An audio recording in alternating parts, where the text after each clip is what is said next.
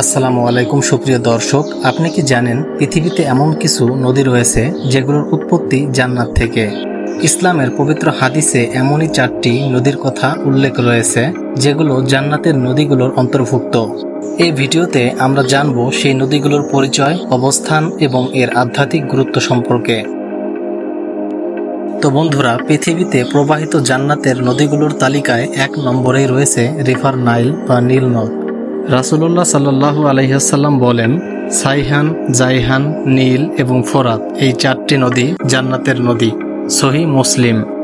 এই হাদিস অনুযায়ী নীল নদ তথা নাইল নদী জান্নাত থেকে আগত এক বিশেষ নদী। ইসলামী আলেমদের মতে এখানে জান্নাত থেকে আসার অর্থ হতে পারে এই নদীগুলোর উৎস অত্যন্ত পবিত্র, বরকতময় এবং আল্লাহর এক বিশেষ নিদর্শন, তাই এগুলোকে জান্নাতি নদী বলা হয়েছে। নীল নদ বিশ্বের দীর্ঘতম নদীই নয়, বরং ইতিহাস, সভ্যতা এবং ধর্মীয় তাৎপর্যেও অনন্য। মিশর, দক্ষিণ সুদান সহ একাধিক দেশের মানুষের জীবন জীবিকার সাথে জড়িয়ে আছে এই নদী। এই নদীর তীরেই গড়ে উঠেছিল প্রাচীন মিশরীয় সভ্যতা। হযরত মুসা আলাইহিসসালামের কাহিনীর সাথে এই নদীর গভীর সম্পর্ক রয়েছে। কুরআনে বর্ণিত আছে, মুসা আলাইহিসসালামের জন্মের পর তার মা আল্লাহর নির্দেশে তাকে একটি ঝুড়িতে রেখে দিয়ে নীল নদে ভাসিয়ে দেন। ঝুড়িটি ভেসে ভেসে ফেরাউনের রাজপ্রাসাদের কাছে পৌঁছে যায়। ফেরাউনের স্ত্রী ঝুড়িটির শিশুকে দেখতে পেয়ে মায়ায় পড়ে যান এবং ফেরাউনের অনুমতি নিয়ে লালন পালন করতে থাকেন। পরবর্তীতে আল্লাহ সুবহানাহু ওয়া তাআলা মুসা আলাইহিসসালামকে নবী হিসেবে প্রেরণ করেন এবং তাকে ফেরাউনের নিকট পাঠান যেন সে আল্লাহর পথে ফিরে আসে এবং বনি ইসরায়েলকে মুক্তি দেয়। কিন্তু ফেরাউন অহংকার ও অবাধ্যতা দেখায়। অবশেষে আল্লাহর আদেশে মুসা আলাইহিসসালাম বনি ইসরায়েলদের নিয়ে মিশর ত্যাগ করেন। ফেরাউন বিশাল সৈন্যবাহিনী নিয়ে তাদের পেছনে ধাওয়া করে। তখন আল্লাহর হুকুমে মুসা আলাইহিসসালামের লাঠির মজিজায় নীল নদ দ্বিখণ্ডিত হয়ে পথ সৃষ্টি করে। মুসা আলাইহিসসালাম ও তার জাতি নীল নদ পার হয়ে যায়। ফেরাউন ও তার সৈন্যরা যখন নদীতে প্রবেশ করে তখন নদী আল্লাহর হুকুমে আগের অবস্থায় ফিরে গিয়ে সকলকে ডুবিয়ে মারেন।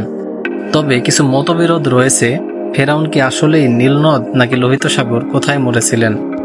নাম্বার 2-এ রয়েছে ফোরাত নদী। ফোরাত বা ইউফ্রেটিস নদী মধ্যপ্রাচ্যের অন্যতম প্রধান নদী। এই নদী তুরস্ক থেকে শুরু হয়ে সিরিয়া ও ইরাক হয়ে পারস্য উপসাগরে মিলিত হয়েছে। এই নদীটির দৈর্ঘ্য প্রায় 2800 কিলোমিটার। হাদিসে ফোরাত নদীকে জান্নাতের নদীগুলোর মধ্যে অন্তর্ভুক্ত করা হয়েছে। ইসলাম ধর্মে ফোরাত নদীকে বিশেষ মর্যাদা দেওয়া হয়েছে। হাদিসে বলা হয়েছে, কিয়ামতের আগে ফোরাত নদী শুকিয়ে যাবে এবং সোনার পাহাড় বের হবে। নাম্বার 3-এ রয়েছে সাইহান নদী। সাইহান নদী তুরস্কের একটি ঐতিহাসিক নদী। এর পানি স্থানীয় মানুষের জন্য গুরুত্বপূর্ণ পানির উৎস। এই নদী পূর্ব তানাস পর্বতমালার নূরহাক পর্বত থেকে উৎপন্ন হয়ে ভূমধ্যসাগরে গিয়ে মিশেছে। নদীটির দৈর্ঘ্য প্রায় 560 কিলোমিটার। হাদিসে এই নদীটিকেও জান্নাতের নদীগুলোর মধ্যে একটি হিসেবে উল্লেখ করা হয়েছে। এই নদীর বিশেষত্ব হলো এটি তুরস্কের একটি ঐতিহাসিক নদী এবং এর তীরেই আদানা শহরটি গড়ে উঠেছে, যা তুরস্কের অন্যতম পুরাতন শহর।